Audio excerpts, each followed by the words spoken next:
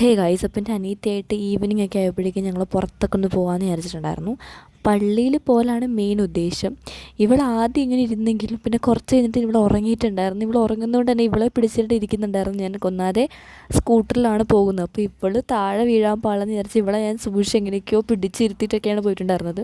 ഇവൾ പെട്ടെന്ന് ഉറങ്ങിയിട്ടുണ്ടായിരുന്നു.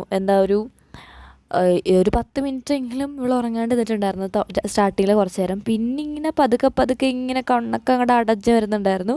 ആദ്യം വലിയ കുഴപ്പമുണ്ടായില്ല, ഇവളിങ്ങനെ അള്ളി പിടിച്ചിരിപ്പുണ്ടായിരുന്നു അമ്മേനെ. പക്ഷേ കുറച്ച് കഴിഞ്ഞപ്പോഴേക്കും അവൾക്കാണെങ്കിൽ ബാലൻസ് കിട്ടുകയാണെങ്കിൽ വീഴാൻ പോകുന്നതൊക്കെ ആവുന്നുണ്ടായിരുന്നു. പിന്നെ ഞാൻ ക്യാമറയൊക്കെ അവിടുത്തെ മാറ്റി വെച്ചിട്ട് ആ കൊച്ചിനെ പിടിച്ചുകൊണ്ട് അവിടെ ഇരുന്നിട്ടുണ്ടായിരുന്നു. അതുകൊണ്ട് തന്നെ അങ്ങോട്ട് കയറുന്നത് എനിക്ക് പ്രോപ്പറായിട്ട് എടുക്കാൻ പറ്റുന്നുണ്ടായിരുന്നില്ല. അപ്പോൾ ഞാൻ വിചാരിച്ചു ഇറങ്ങി വരുമ്പോൾ എടുക്കാമെന്ന്. അങ്ങോട്ട് പോകാൻ വഴിക്കുന്നവർക്ക് വലിയ കുഴപ്പമുണ്ടായില്ല. ഞാൻ മേഘമൊക്കെ നോർമലായിട്ട് ആയിരുന്നിട്ടുണ്ടായിരുന്നത്. അപ്പം മഴ പെയ്യില്ല എന്നൊക്കെയാണ് വിചാരിച്ചിട്ടുണ്ടായിരുന്നത്. പക്ഷേ ഞങ്ങൾ ഇറങ്ങുന്ന സമയത്ത് കറക്റ്റായിട്ട് നല്ല അടിപൊളിയായിട്ടിട്ട് അങ്ങോട്ട് മഴ പെയ്തിട്ടുണ്ടായിരുന്നു. ഞങ്ങൾക്ക് പുറത്തോട്ട് പോലും ഇറങ്ങാൻ പറ്റിയിട്ടുണ്ടായിരുന്നില്ല. പിന്നെ ഇറങ്ങുന്ന സമയത്താണ് പള്ളിയുടെ വീഡിയോ വരെയൊക്കെ എടുക്കാൻ പറ്റിയിട്ടുണ്ടായിരുന്നത്. പിന്നെ ഞാൻ വലിയതായിട്ട് എടുക്കാൻ നിന്നിട്ടുണ്ടായിരുന്നില്ല. കാരണം ഞങ്ങൾ ഓൾറെഡി ഇവിടെ പോയിട്ടുള്ള ക്ലിപ്പും കാര്യങ്ങളൊക്കെ നിങ്ങൾ എടുത്തിട്ടുള്ളതാണ്. എന്തായാലും ഞാൻ ഓൾറെഡി ഇവിടേക്ക് പോയിട്ടുള്ള വീഡിയോ ഒക്കെ ഇട്ടിട്ടുള്ളതാണ്. വ്ളോഗൊക്കെ പക്ഷേ നേരത്തെ അപ്ലോഡൊക്കെ ചെയ്തിട്ടുള്ളതാണ്. അപ്പോൾ എൻ്റെ റെയിൻകോട്ട് എങ്ങാണ്ടാണ് ഇവിടെ എടുത്തിട്ട് വയ്ക്കുന്നത്. ഇവളെക്കാട്ടും ഭയങ്കര വലുതാണ്. പക്ഷേ വേറെ വഴിയില്ല, അവൾ റെയിൻകോട്ട് ഇട്ടിട്ടുണ്ടായിരുന്നു. പിന്നെ ഞങ്ങൾക്ക് ഇടയ്ക്ക് ഹെൽമെറ്റ് ഉള്ളതുകൊണ്ട് വലിയ കുഴപ്പമുണ്ടായില്ല. അതിന് ശേഷം ഞങ്ങൾക്ക് കുറച്ച് വീട്ടിലേക്ക് കുറച്ച് സാധനങ്ങളൊക്കെ മേടിക്കാനുണ്ടായിരുന്നു. എനിക്ക് സ്നാക്സും അങ്ങനെ കുറച്ച് സാധനങ്ങളൊക്കെ തീർന്ന് കിടക്കുമായിരുന്നു. അപ്പോൾ അതൊക്കെ മേടിക്കാനായിട്ട് അടുത്തുള്ള ഒരു സൂപ്പർ മാർക്കറ്റിൽ കയറിയിട്ടുണ്ടായിരുന്നു. അപ്പോൾ തന്നെ ഞാനൊക്കെ നനഞ്ഞ് കുളിച്ചിട്ടുണ്ടായിരുന്നു. ആദ്യം ഇത്രേ നനഞ്ഞിട്ടുണ്ടായിരുന്നുള്ളൂ, വലിയ കുഴപ്പമില്ല. ഡ്രസ്സിൻ്റെ മേൽഭാഗം മാത്രം കുറച്ച് നനഞ്ഞു. പിന്നെ ഫേസിലേക്ക് കുറച്ച് വെള്ളം വന്നിട്ടുണ്ടായിരുന്നു. ഇത്രേ ഉണ്ടായിരുന്നുള്ളൂ. പക്ഷേ തിരിച്ച് പോകുന്ന വഴിക്കുള്ള എൻ്റെ കോലം നിങ്ങളെന്തായാലും ഞാൻ കാണിച്ചു തരാം. അപ്പോൾ ആദ്യമേ ഈ സാധനം ഉരുട്ടിക്കൊണ്ട് നടക്കാൻ അവൾക്ക് ഭയങ്കര ആവേശമായിരുന്നു. അത് ഉരുട്ടിക്കൊണ്ട് ഇങ്ങനെ ഓടിച്ചാടി നടക്കുമായിരുന്നു. അവൾക്ക് വൻ ആവേശം, അതിൽ തന്നെ കളിയായിരുന്നു. പിന്നെ തിരിച്ച് വിളിച്ചുകൊണ്ട് വന്നിട്ടുണ്ടായിരുന്നു. അവളുടെ പാൻറ്റിൻ്റെ താഴെ നിങ്ങൾ കണ്ട മനസ്സിലാവും അത്യാവശ്യം നല്ലപോലെ ഇങ്ങനെ നനഞ്ഞിട്ടുണ്ടായിരുന്നു. എൻ്റെ കുറച്ചാണ്, അധികം നനഞ്ഞിട്ടുണ്ടായിരുന്നില്ല. എൻ്റെ പാൻറ്റ് അധികം നനഞ്ഞിട്ടുണ്ടായിരുന്നില്ല.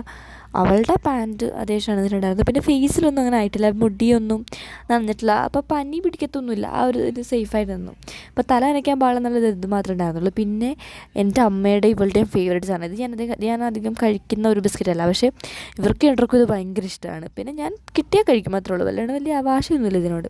പക്ഷേ ഇവർക്ക് രണ്ടുപേർക്കും ഭയങ്കര ഇഷ്ടമാണ്. അപ്പോൾ മാൽക്കിസിൻ്റെ ആ ഒരു ചീസ് ഫ്ലേവറിൽ അതെടുത്തിട്ടുണ്ടായിരുന്നു. പിന്നെ ടിഷ്യൂ എടുത്തിട്ടുണ്ടായിരുന്നു. എൻ്റെ ടൂർ വരികയാണല്ലോ, അപ്പോൾ ഞാൻ എപ്പോഴും ഇങ്ങനെ സ്വെറ്റ് ചെയ്തുകൊണ്ടിരിക്കുന്ന ഒരാളാണ്. അപ്പോൾ എനിക്ക് ടിഷ്യൂ വേണം.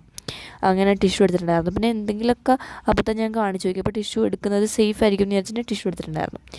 പിന്നെ അവിടെ പോയപ്പോഴാണ് ഈ കേക്കൊക്കെ ഇങ്ങനെ കേക്കിൻ്റെ ബാറ്ററൊക്കെ ഇങ്ങനെ ഒഴിച്ചിങ്ങനെ സെറ്റാക്കാൻ വയ്ക്കുന്ന ആ ഒരു സംഭവമില്ലേ, കേക്ക് മോൾഡ് എന്നല്ലേ ഇങ്ങനെ പറയുന്നത്, അതൊക്കെ ഇരിപ്പുണ്ടായിരുന്നു. അപ്പോൾ അതൊക്കെ ഇങ്ങനെ നോക്കി കിടക്കായിരുന്നു.